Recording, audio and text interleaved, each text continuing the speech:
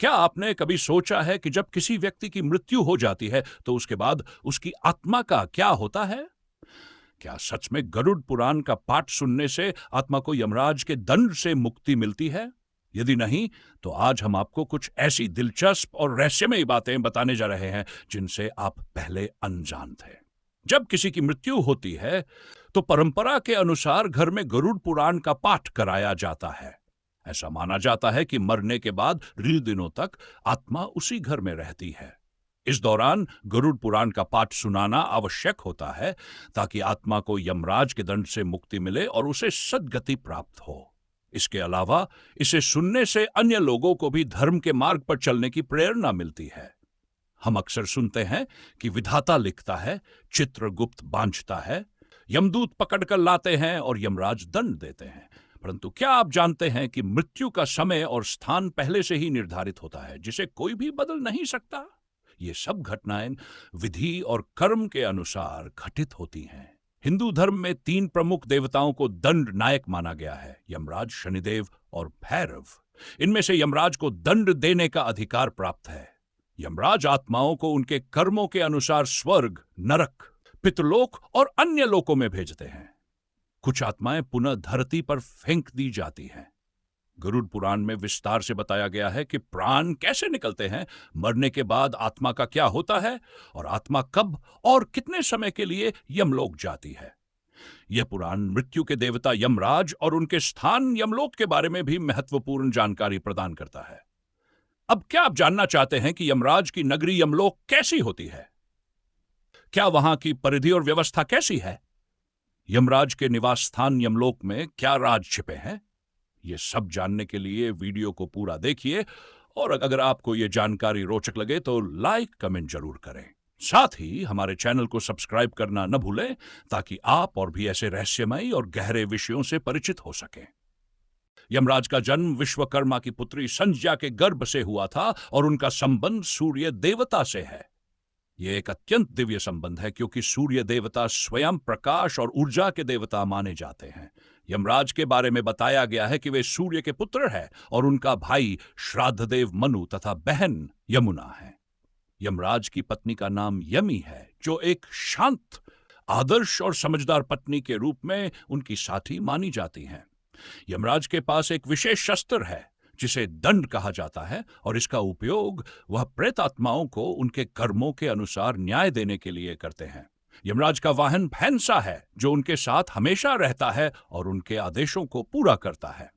इसके अलावा चित्रगुप्त, जो यमराज के प्रमुख सहयोगी माने जाते हैं, उनका कार्य है कि वह हर व्यक्ति के कर्मों का लेखा जोखा रखते हैं। चित्रगुप्त यमराज के फैसलों को निष्पक्ष और न्यायपूर्ण बनाने में उनकी मदद करते हैं। यमराज का रूप पुराणों में एक विचित्र और प्रभावशाली तरीके से वर्णित किया गया है। पुराणों के अनुसार यमराज का रंग हरा है, जो किसी शक्तिशाली और भयंकर देवता के रूप में उन्हें प्रस्तुत करता है। यमराज का हरा रंग जीवन और मृत्यु के चक्र के बीच संतुलन को दर्शाता है। वे लाल वस्त्र पहनते हैं जो उनके दिव्य और उग्र स्वभाव को प्रकट करते हैं। यमराज भैंसा की सवारी करते हैं, जो उनके न्यायप्रिय स्वभाव और शास्त्रों के अनुसार उनके आदेशों को पूरा करने वाले एक मजबूत और शांतिपूर्ण वाहन के रूप में प्रतीत होता है। यमराज के हाथ में हमेशा गदा रहती है, जो उनके शक्तिशाली और निष्पक्ष निर्णय को दर्शाती है। यह गदा न केवल यमराज के बल का प्रतीक है, बल्कि यह उनके न्यायपूर्ण कार्यों और अधिकारों को भी दिखाती है। यमराज का स्थान 10 दिशाओं के दिक्पाल देवताओं की सूची में दक्षिण दिशा में है। दिक्पाल देवता ब्रह्मांड के संतुलन को बनाए रखते हैं और प्रत्येक दिशा के स्वामी होते हैं। इन देवताओं में इंद्र, अग्नि, यम, नूति, वरुण, वायु, कुबेर, ईश्वर, अनंत और ब्रह्मा शामिल है। यमराज का स्थान दक्षिण दिशा में होने से यह दिशा मृत्यु और परलोक से जुड़ी मानी जाती है। दक्षिण दिशा को यमराज के साथ जोड़ा जाता है क्योंकि यमराज का कार्य ही प्रेतात्माओं को उनके कर्मों के हिसाब से न्याय देना है। आत्मा 17 दिन तक यात्रा करने के बाद 18वें दिन यमपुरी पहुंचती है। यमपुरी, जिसे यमलोक भी कहा जाता है, का उल्लेख गरुड़ पुराण और कठोपनिषद ग्रंथों में किया गया है। मृत्यु के बाद 12 दिनों के बाद आत्मा यमलोक का सफर शुरू कर देती है।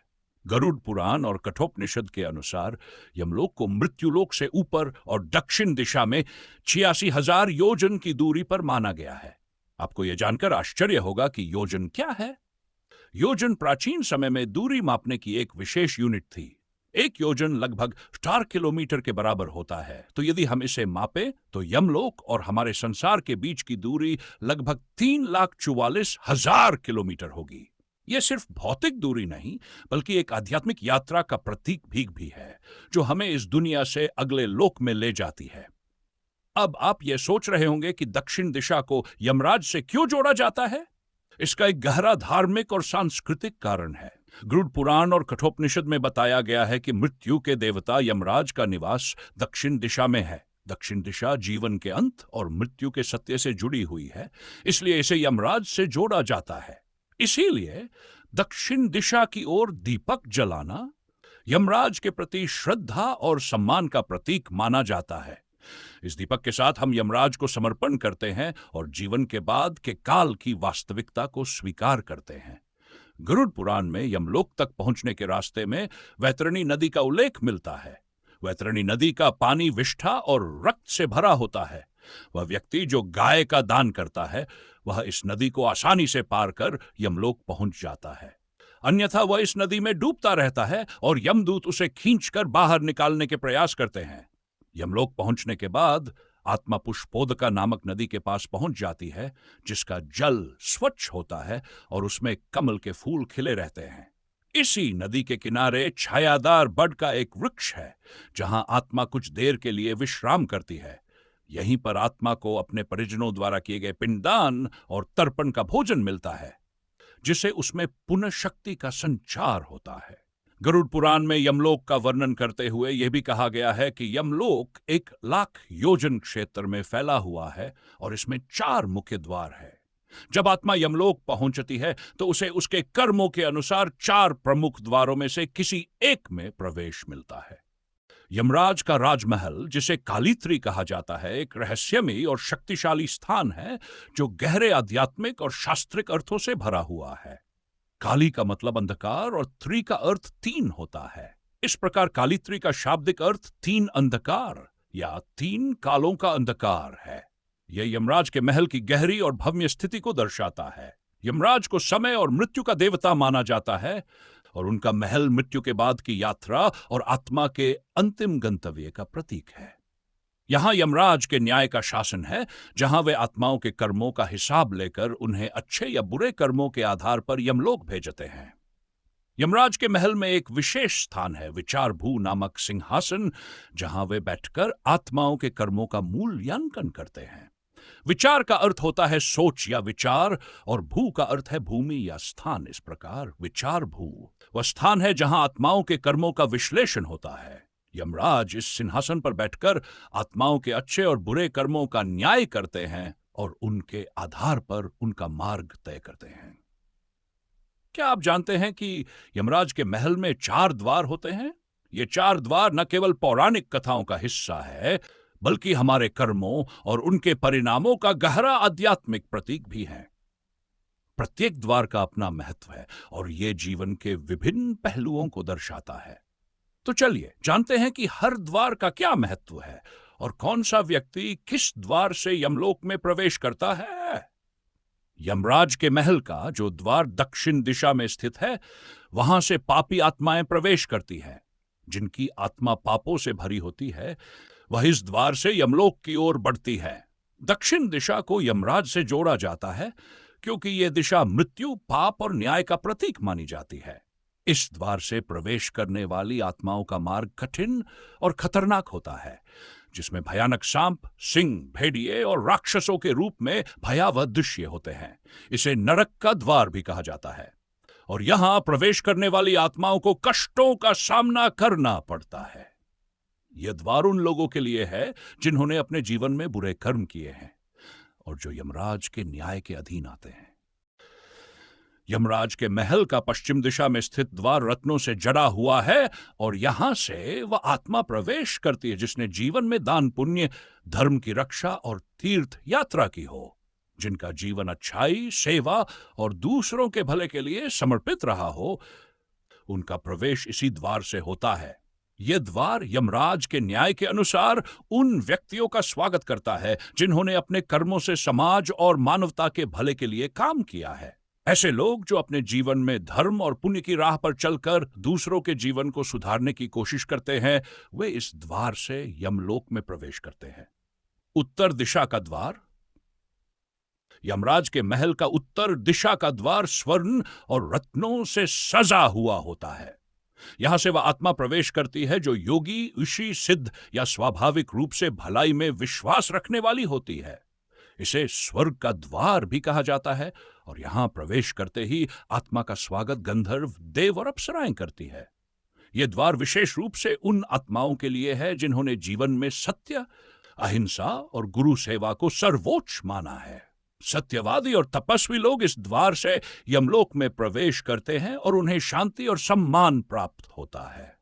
यहां प्रवेश करने वाली आत्माएं स्वर्ग के सुखों का अनुभव करती हैं। पूर्व दिशा का द्वार। यह द्वार चारों में से सबसे कम जात है, लेकिन इसका अत्यधिक महत्व है।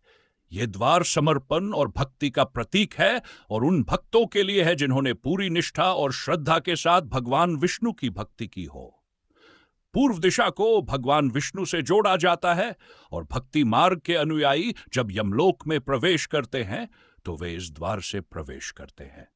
यह द्वार उन आत्माओं के लिए है जिन्होंने अपने जीवन में ईश्वर प्रति भक्ति और समर्पण को सर्वोपरि माना है और जिन्हें यमराज ने आशीर्वाद दिया है। यमराज, जिनका नाम यम से जुड़ा हुआ है, जिसका अर्थ है नियंत्रण और संयम, मृत्यु के देवता के रूप में प्रतिष्ठित है। उन्हें धर्मराज भी कहा जाता है क्योंकि वे जीवन और मृत्यु के चक्र में न्याय का कार्य करते हैं। यमराज को कई अन्य नामों से भी जाना जाता है, जैसे पितृपति, कृतांथन, काल दंडधर, श्राद्धदेव, धर्म, जीवितेश, महिषध्वज, महिषवाहन, शीर्णपाद, हरि और कर्मकर। अंग्रेजी में यमराज को प्लूटो कहा जाता है। इसके अलावा यम शब्द से एक धर्मशास्त्र का नाम भी जुड़ा हुआ है। यमराज से जुड़ी एक दिलचस्प बात है कि भारतीय धर्मशास्त्रों के अनुसार यमराज के 4 विभिन्न रूप माने गए, जिनमें यम धर्मराज, मृत्यु, अंतक, वैवस्वत, काल, सर्वभूतक्षय, औदुंबर, नील, परमेष्ठी, वृकोदर, चित्र और चित्रगुप्त शामिल है। धर्मशास्त्र संग्रह के अनुसार इन बौद्ध यमों के नाम लेकर 3-3 अंजलि जल तर्पण करना होता है, जो उनके प्रति श्रद्धा का प्रतीक है। यमराज से जुड़ा एक महत्वपूर्ण त्योहार भी है जो स्कंद पुराण में उल्लेखित है। इस त्योहार के दौरान विशेषकर कार्तिक कृष्णा त्रयोदशी को दिए जलाकर यमराज को प्रसन्न किया जाता है।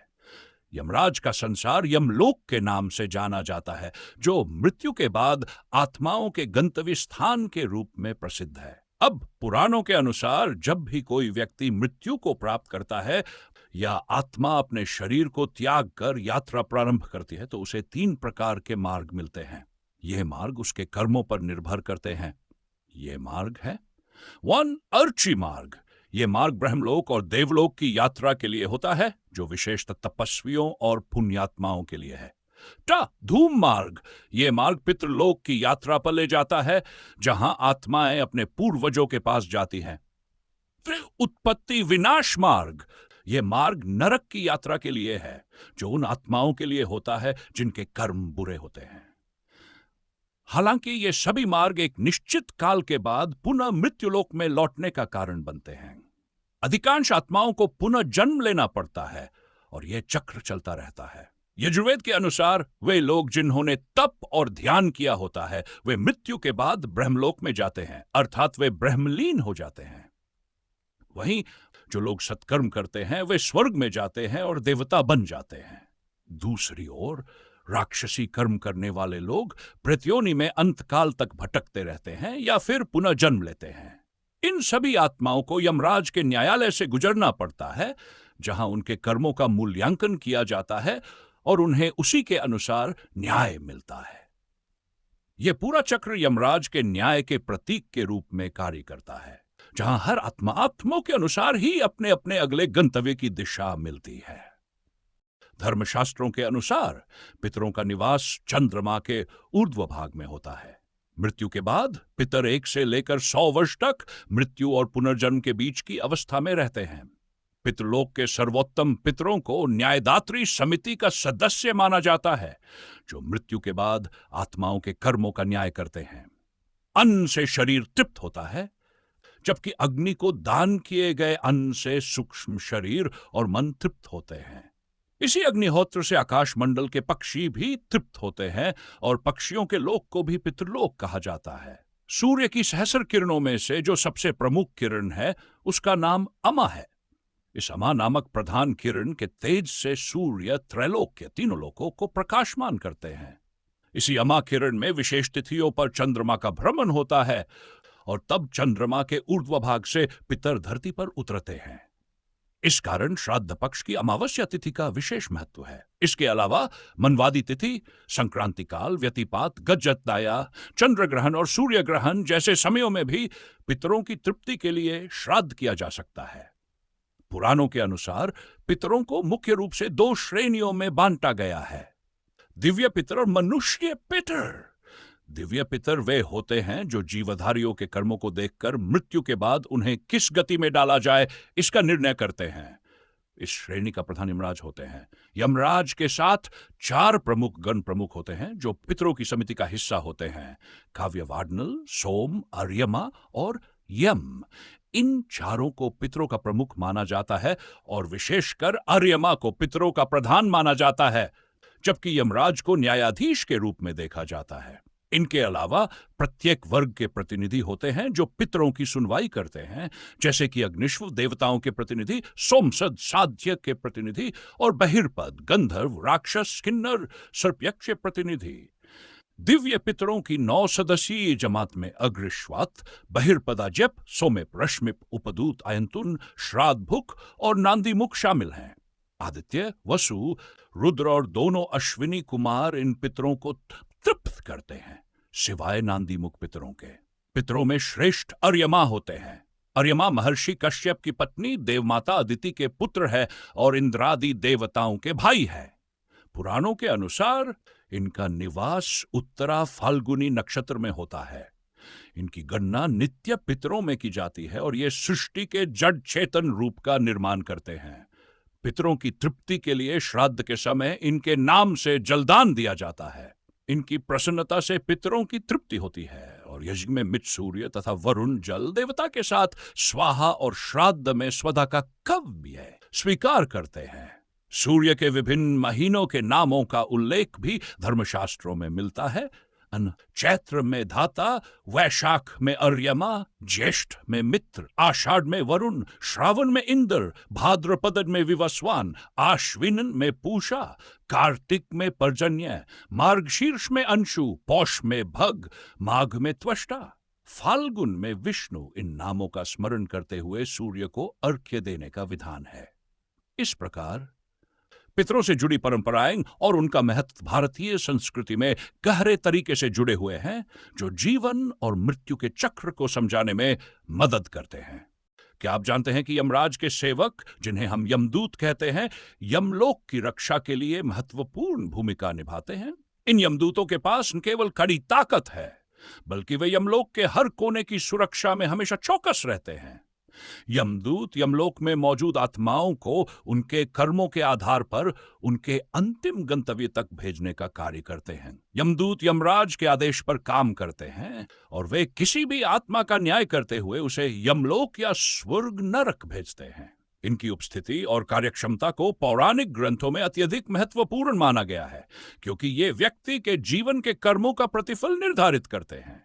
यमदूतों के अतिरिक्त यमराज के महल की रक्षा के लिए 2 प्रमुख रक्षक मौजूद हैं, महांड और कालपुरुष। ये दोनों यमराज के महल के खास रक्षक हैं। महांड का कार्य यमलोक की सुरक्षा करना और कालपुरुष का कार्य समय का नियंत्रण और न्याय करना है। कालपुरुष वह शक्ति है जो समय के अनुसार हर आत्मा का मार्गदर्शन करता है, और महांड वह शक्ति है जो यमराज के आदेशों को सख्ती से लागू करती है।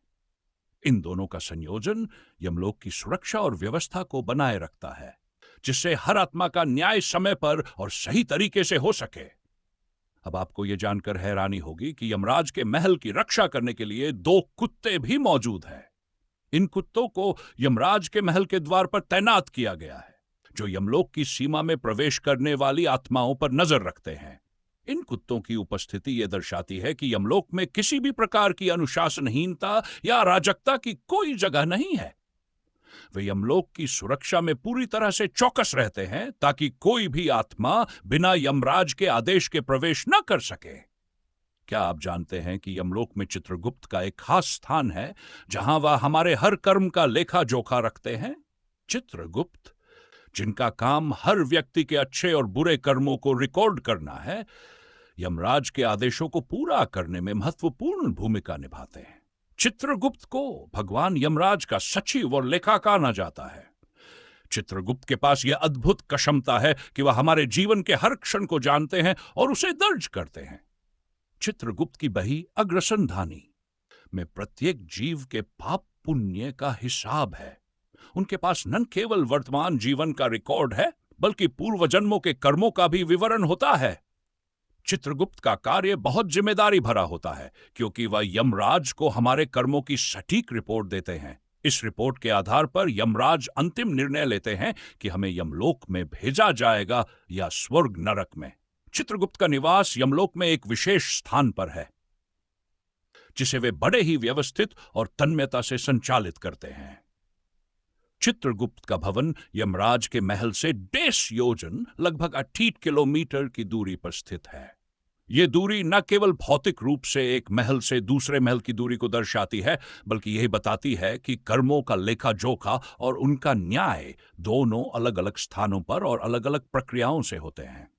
चित्रगुप्त के भवन का यह स्थान यमलोक की आंतरिक व्यवस्था में महत्वपूर्ण भूमिका निभाता है, क्योंकि यहीं से सभी कर्मों का रिकॉर्ड तैयार किया जाता है और फिर वह यमराज तक पहुंचता है। वैसे तो यमराज के खास 4 मंदिर हैं। एक मथुरा में विश्राम घाट पर, दूसरा ऋषिकेश में लक्ष्मण झूला पर, तीसरा तमिलनाडु के तंजावुर जिले में एमा धर्मराज मंदिर। लेकिन इन सबसे जागृत है हिमाचल में भरमौर में स्थित धर्मराज यमराज का मंदिर। भरमौर, हिमाचल। यम देवता को समर्पित यह मंदिर हिमाचल के चंबा जिले में भरमौर नामक स्थान पर स्थित है। यह मंदिर देखने में एक घर की तरह दिखाई देता है। इस मंदिर में एक खाली कक्ष भी है, जिसे चित्रगुप्त का कक्ष कहा जाता है।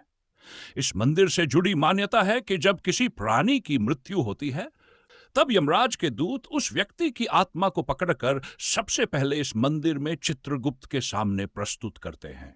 चित्रगुप्त जीवात्मा को उनके कर्मों का पूरा ब्यौरा देते हैं। इसके बाद चित्रगुप्त के सामने के कक्ष में आत्मा को ले जाया जाता है। इस कमरे को यमराज की कचहरी कहा जाता है। यहां पर यमराज कर्मों के अनुसार आत्मा को अपना फैसला सुनाते हैं। यह भी मान्यता है कि इस मंदिर में 4 अदृश्य द्वार है, जो स्वर्ण, रजत, तांबा और लोहे के बने हैं। यमराज का फैसला आने के बाद यमदूत आत्मा को कर्मों के अनुसार इन्हीं द्वारों से स्वर्ग या नरक में ले जाते हैं। गरुड़ पुराण में भी यमराज के दरबार में 4 दिशाओं में 4 द्वार का उल्लेख किया गया है। यमराज का महल एक अद्भुत निर्माण है, जिसे विश्वकर्मा ने अपनी महान शिल्पकला से तैयार किया है। पौराणिक कथाओं में विश्वकर्मा को देवताओं का शिल्पकार और वास्तुशिल्पी माना गया है, और उनका कार्य केवल भव्य भवनों और महलों का निर्माण ही नहीं, बल्कि हर एक रचना में दिव्य गुणों का समावेश करना होता है। यमराज का महल भी इसी कला का उदाहरण है, जहां हर कोने में दिव्य रचनात्मकता और न्याय का प्रतीक पाया जाता है। यह महल यमराज के उच्चतम न्याय का केंद्र है, जहां सभी आत्माओं को उनके कर्मों का परिणाम मिलता है। यमराज की सभा में कई चंद्रवंशी और सूर्यवंशी राजा निवास करते हैं। ये राजा यमराज को आत्माओं के कर्मों के आधार पर सही निर्णय लेने में सहायता करते हैं। उनका ज्ञान और अनुभव यमराज के निर्णय को और भी न्यायपूर्ण बनाता है। ये राजा यमलोक में अपनी उपस्थिति के द्वारा ये सिद्ध करते हैं कि यमराज के महल में हर आत्मा को न्याय मिलता है, और ये प्रक्रिया केवल यमराज के आदेशों तक सीमित नहीं है, बल्कि अन्य महान आत्माओं और राजाओं के ज्ञान से भी समृद्ध होती है। पुष्पोदका नदी यमलोक की एक महत्वपूर्ण नदी है, जो स्थान की सुंदरता और आध्यात्मिक महत्व को बढ़ाती है। इस नदी के किनारे पर सुंदर और छायादार वृक्ष लगे हुए हैं, जो आत्माओं को विश्राम का अवसर प्रदान करते हैं। यमलोक की यात्रा के दौरान जब आत्माएं इन वृक्षों के नीचे विश्राम करती हैं, तो यह समय उन्हें शांति और मानसिक संतुलन देने वाला होता है। ये विश्राम स्थल उन आत्माओं के लिए खास है जो अपने पिछले जन्मों के कर्मों का सामना करने के लिए यमलोक में आ रही है। यमलोक में पितरों द्वारा किया गया तर्पण और पिंडदान आत्माओं के लिए अत्यंत महत्वपूर्ण होते हैं। ये वही स्थान है जहां आत्मा को उनके पितरों द्वारा दी गई तर्पण और पिंडदान का लाभ मिलता है। पितरों का तर्पण और पिंडदान आत्माओं को शांति और मोक्ष की ओर अग्रसर करते हैं।